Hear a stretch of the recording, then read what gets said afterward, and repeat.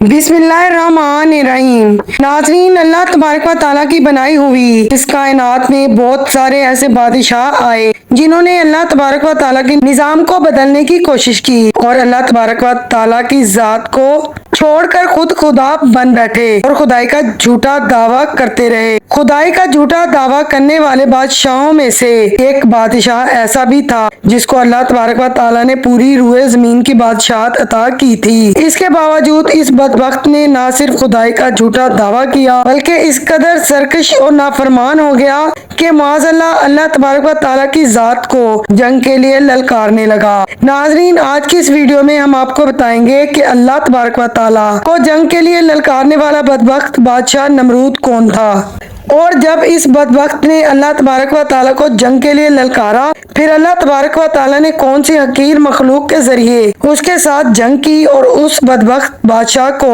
हलाक करके पूरी दुनिया के लिए इबरत का निशान बना दिया। नाजरीन, कुरान पाक के इस ईमान अफरोज वाक़े को सुनने के लिए वीडियो को एंड तक जरूर मुलाहिजा फरमाइए। इस दुनिया की तारीख में 4 ऐसे बादशाह गुजरे हैं जिनको अल्लाह तबारक व तआला ने पूरी रूए जमीन की हुकूमत अता की थी। उनमें से 2 बादशाह मुसलमान जबकि 2 बादशाह काफिर थे। मुसलमान बादशाहों में से एक का नाम हजरत जुल्करनैन अलैहिस्सलाम है और दूसरे का नाम हजरत सुलेमान अलैहिस्सलाम है कि जिनको अल्लाह तबारक व तआला ने मंसिब नबूवत पर फाइज फरमाया था। और काफिर बादशाहों में से एक का नाम नमरूद जबकि दूसरे का नाम बख्त नसर था। खुदाई का झूठा दावा करने वाला नमरूद शहर बाबुल का हाकिम था। अल्लाह तबारक व तआला ने नमरूद को पूरी रूए जमीन की बादशाहत अता फरमाई थी। इस बादशाह ने पूरी दुनिया पर 400 साल तक हुकूमत की। ये एक जाबिर और जालिम बादशाह था। इसके दौरे हुकूमत के अंदर बुत परस्ती आम थी। लोग अल्लाह तबारक व तआला की वहदानियत को छोड़कर बुतों की पूजा किया करते थे और नमरूद को अपना खुदा मानते और उसकी भी इबादत करते थे। इस नमरूदी दौर के अंदर बुत परस्ती इतनी आम थी कि तमाम नमरूदियों ने अपने खुदाओं के तौर पर बहुत सारे बुत बनाए हुए थे जिनकी वो पूजा किया करते थे। इसके सिवा नमरूद खुद को भी खुदा कहलवाता था और लोगों को अपनी पूजा करने का हुक्म भी देता। इस कौम की रुश्तो हिदायत के लिए अल्लाह तबारक व तआला ने हजरत इब्राहिम अलैहिस्सलाम को मबूस फरमाया।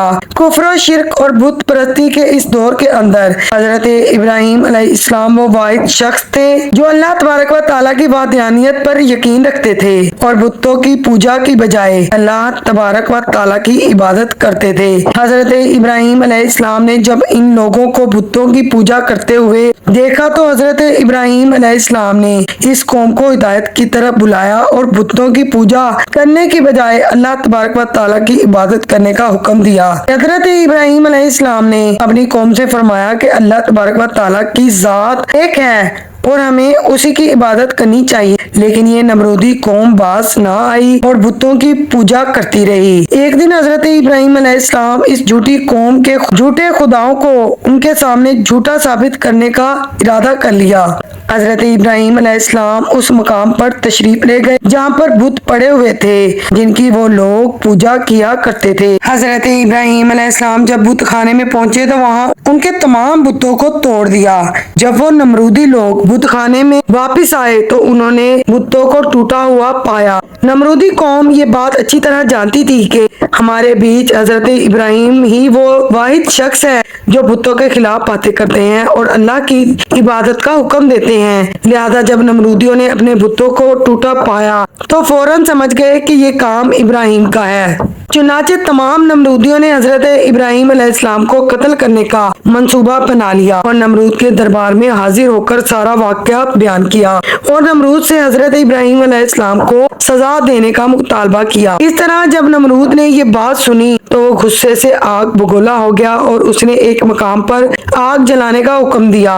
नमरूद ने कहा कि एक वसी मैदान में आग जलाई जाए और उसके अंदर हजरत इब्राहिम علیہ السلام کو ڈال دیا جائے۔ چنانچہ نمرود کے حکم کے مطابق ایسا ہی کیا گیا۔ دور دراز سے لکڑیوں کو جمع کر کے آگ جلائی گئی اور حضرت ابراہیم علیہ السلام کو سزا دینے کے لیے جو آگ جلائی گئی وہ اس قدر زیادہ تھی کہ اس کے شعلے آسمانوں کو چھو رہے تھے۔ ناظرین، جب نمرود کے حکم کے مطابق ایک وسیع میدان میں آگ جلا لی گئی تو اس کے بعد حضرت ابراہیم علیہ السلام کو اس آگ کے اندر ڈال دیا گیا۔ جیسے ہی حضرت ابراہیم علیہ السلام اس آگ کے اندر تشریف لائے تو اللہ تبارک و تعالی نے حکم دیا، اے آگ تو حضرت ابراہیم کے لیے ٹھنڈی اور سلامتی والی ہو جا۔ تو وہ آگ اللہ تبارک و تعالی کے حکم کے مطابق حضرت ابراہیم علیہ السلام پر ٹھنڈی اور سلامتی والی ہو گئی۔ ناظرین، حضرت ابراہیم علیہ السلام فرماتے ہیں کہ میں جتنے دن بھی آگ میں رہا میں اللہ تبارک و تعالیٰ کے فضل اور سلامتی میں رہا، اور جو سکون مجھے اللہ تبارک و تعالیٰ کی طرف سے آگ کے اندر عطا کیا گیا وہ اس سے پہلے کبھی نہ تھا۔ ناظرین، کچھ دنوں کے بعد حضرت ابراہیم علیہ السلام اس آگ سے زندہ پائے تشریف لے آئے اور یہ سب دیکھ کر نمرودی حیران ہو گئے، لیکن اس کے باوجود بھی نمرود اور اس کی قوم اللہ پر ایمان نہ لائے اور اسی طرح بتوں کی پوجا کرتے رہے۔ لیکن اس کے باوجود حضرت ابراہیم علیہ السلام مسلسل اپنی قوم کو حق کی دعوت دیتے رہے۔ حضرت ابراہیم علیہ السلام اپنی قوم کو بارہا سمجھاتے رہے اور انہیں کفر و شرک سے باز رہنے اور اللہ تبارک و تعالیٰ کی وحدانیت پر ایمان لانے کا کہا۔ حضرت ابراہیم علیہ السلام کی یہ بات سن کر نمرود اللہ تبارک و تعالیٰ کی وحدانیت کا انکار کرنے لگا اور حضرت ابراہیم علیہ السلام سے مناظرہ کرنے لگا، اور حضرت ابراہیم علیہ السلام کے سامنے نمرود نے خدائی کا دعویٰ کر دیا۔ نمرود نے حضرت ابراہیم علیہ السلام سے مناظرہ کرتے ہوئے یہ سوال کیا کہ تیرا رب کون ہے؟ تو حضرت ابراہیم علیہ السلام نے جواب دیا کہ میرا رب تو وہ ہے جو زندگی اور موت دیتا ہے۔ یہ سن کر نمرود مسکراتے ہوئے کہنے لگا، یہ تو میں بھی کر سکتا ہوں۔ چنانچہ نمرود نے تکبر کے ساتھ دو قیدیوں کو بلایا جن کو سزائے موت ہو چکی تھی۔ ان میں سے اس نے ایک کو قتل کر دیا اور دوسرے کو آزاد کر دیا، اور اس طرح نمرود تکبر کے ساتھ حضرت ابراہیم علیہ السلام سے کہنے لگا کہ دیکھو میں نے ایک کو زندگی دے دی اور ایک کو موت دے دی۔ اسی طرح نمرود حضرت ابراہیم علیہ السلام کے سامنے خود کو خدا کہنے لگا اور اپنی خدائی کی دلیلیں پیش کرنے لگا۔ اس کے بعد نمرود پھر حضرت ابراہیم علیہ السلام سے پوچھنے لگا کہ بتا، حقیقی خدا تو میں ہوں، بتا تیرا خدا کون ہے؟ اس کے بعد حضرت ابراہیم علیہ السلام نے نمرود کو اس کی عقل کے مطابق جواب دیا کہ میرا رب تو وہ ہے جو سورج کو مشرق سے طلوع کرتا ہے اور مغرب میں غروب کرتا ہے۔ اگر تو خدا ہے تو سورج کو مغرب سے طلوع کر کے دکھا۔ چنانچہ جب نمرود نے حضرت ابراہیم علیہ السلام کی یہ بات سنی تو وہ لاجواب ہو گیا، اس طرح لاجواب ہو کر اپنی پوری قوم کے اندر ذلیل اور رسوا ہو گیا۔ ناظرین، اس کے بعد بھی حضرت ابراہیم علیہ السلام نے نمرود کو اللہ تبارک و تعالیٰ کی وحدانیت کی طرف بلایا، لیکن نمرود اپنی سرکشی سے باز نہ آیا اور اسی طرح کفر و شرک میں مبتلا رہا۔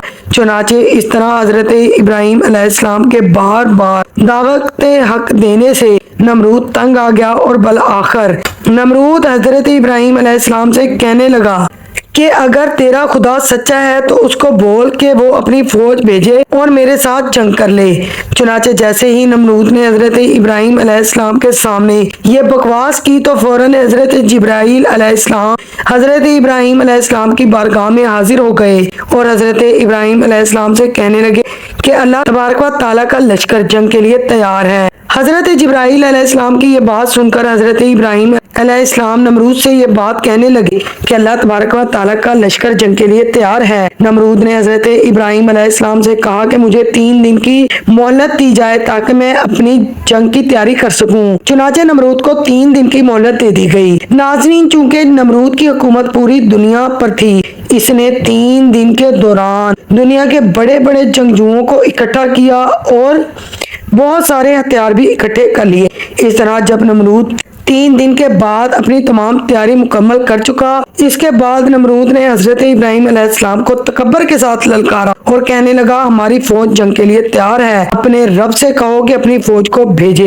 اور ہمارے ساتھ جنگ کرے۔ پھر حضرت ابراہیم علیہ السلام نے اللہ تبارک و تعالیٰ کی بارگاہ میں دعا کی تو اللہ تبارک و تعالیٰ نے مچھروں کی ایک फौज को भेजा। उन मच्छरों की तादाद इतनी ज्यादा थी कि पूरे आसमान पर फैल गई। अल्लाह तबारक व ताला ने इन मच्छरों को नमरूदी फौज पर मुसल्लत कर दिया। ये मच्छर अल्लाह तबारक व ताला के हुक्म से देखते ही देखते नमरूदी फौज का सारा गोश्त खा गए और उनका खून भी पी गए। उस वक्त तमाम नमरूदी फौज की हड्डियां ही हड्डियां बाकी रह चुकी थीं। इस दर्दनाक मंजर को देखकर नमरूद अपने महल की तरफ दौड़ा और अपनी बीवी के कमरे के अंदर छुप गया। फिर इसी दौरान अल्लाह तबारक व ताला के हुक्म से एक लंगड़ा मच्छर नमरूद के कमरे में दाखिल हुआ।